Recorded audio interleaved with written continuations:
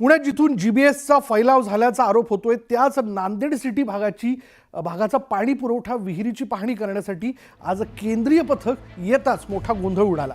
पहिले तर मीडियाचे कॅमेरे बघून निम्म पथक मधूनच पळून गेलं, पण गावकऱ्यांनी तिथंच रास्ता रोको केल्यानं अखेर केंद्रीय पथकातील एक महिला सदस्या कशाबशा विहिरीपर्यंत आल्या, पण तिथंही मीडियाचा गराडा आणि चमको मंडळींचा गोंधळ सुरूच होता। अखेर त्या गडबड गोंधळातच केंद्रीय पथकांच्या महिला डॉक्टर सदस्यांनी गावकऱ्यांचं म्हणणं ऐकून घेतलं। या भागात जीबीएसचा नेमका कशामुळे आउटब्रेक झालाय हेच तपासण्यासाठी आम्ही इथं आल्याचं त्या डॉक्टर महिला म्हणाल्या।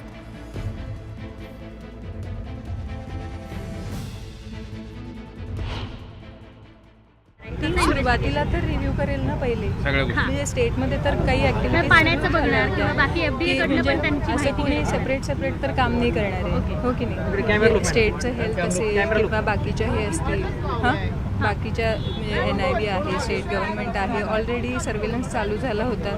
तर लेटेस्ट फर्स्ट सी काय झालं होतं। आता गावकऱ्यांनी जे तुम्हाला सगळं सांगितलं, मग इथलं खरं जे काय आहे, पाणी ड्रेनेजचं सगळं धरणात येतं, हे कॉन्टॅमिनेटेड वॉटर आहे, त्याच्यावर कुठली ट्रीटमेंट होत नाही, हे सगळं तुम्ही तुमच्या रिपोर्टमध्ये ऑब्व्हियसली मेन महापालिका कुठेतरी कमी पडते असं वाटतंय का? कारण का ज्या असले कमेंट नाही मी देऊ शकेल। मला मी आउटब्रेक इन्व्हेस्टिगेशनसाठी आलेली आहे, मला पहिले माहिती घ्यायची आहे, हो की नाही। दरम्यान स्थानिक ग्रामस्थांनी या पथकाकडे नेमक्या काय मागण्या केल्या हे आम्ही त्यांच्याकडूनच जाणून घेतलं। आमच्या प्रतिनिधींनी पाहणी केली, नेमकं काय काय झालं, तुम्ही काय काय समस्या मांडल्या केंद्रीय पथकाकडे, नाव सांगा पहिल्यांदा। मी अविनाश लगड।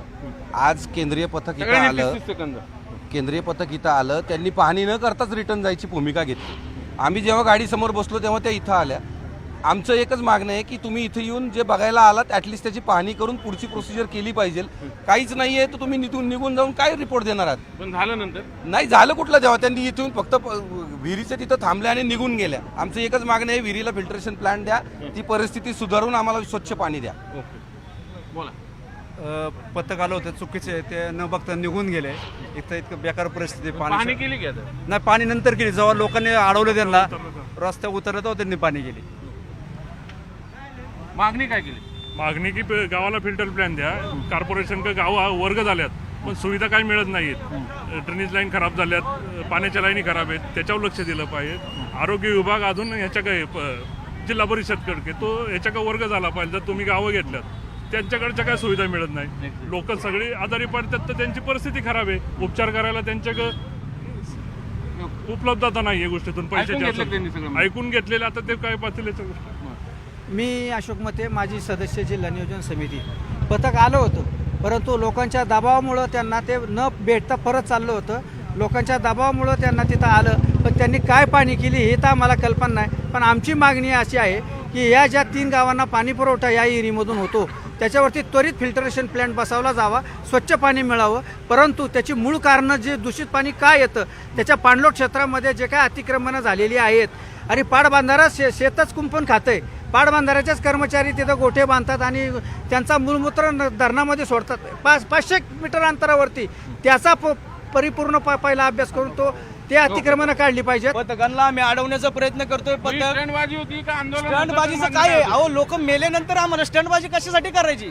मागणी काय सांगा? आमची एकच मागणी आहे, या ठिकाणी 4 ते 5 गावांना पाणी या ठिकाणी येऊन जातं, तुम्ही फिल्टरेशन प्लॅन्ट बसवणार आहात का? फक्त तुम्ही गावकरी काय करताय? काही नाही, फक्त सांगितलं की आम्ही वरती कळवू, पण तुम्ही आला कशासाठी होता? पळून जाण्यासाठी आला होता का पाणी करायला आला होता? हे तर आम्हाला सांगितलं पाहिजे होतं। पण पाणी करा, लोकांची समस्या काय हे जाणून घ्या। घेतलं का नाही? काही नाही, फक्त बघितलं गेलेले आहेत, आम्हाला ठोस भूमिका काही दिलेली नाहीये। अचानक येऊन ही पाणी काय करतायत त्यांनाच माहिती। विहिरीच्या जवळ यायचं, बघायचं, निघून जायचं, यांना काय कळणार आहे हे काहीच माहित नाही। टुरिझम झालेलं आहे अक्षरशः या विभागामध्ये। आणि वास्तविक पाहता धरणातनं पाणी जे येतंय ते नांदेड गावाला जे येतंय, किरकटवाडीला 4ही गावाला येतंय, तसंच निम्म्या पुणे जिल्ह्याला चाललंय ते। महानगरपालिका जर वगळली तर कुठल्याही ग्रामीण भागामध्ये फिल्ट्रेशन प्लांट नाही आहेत।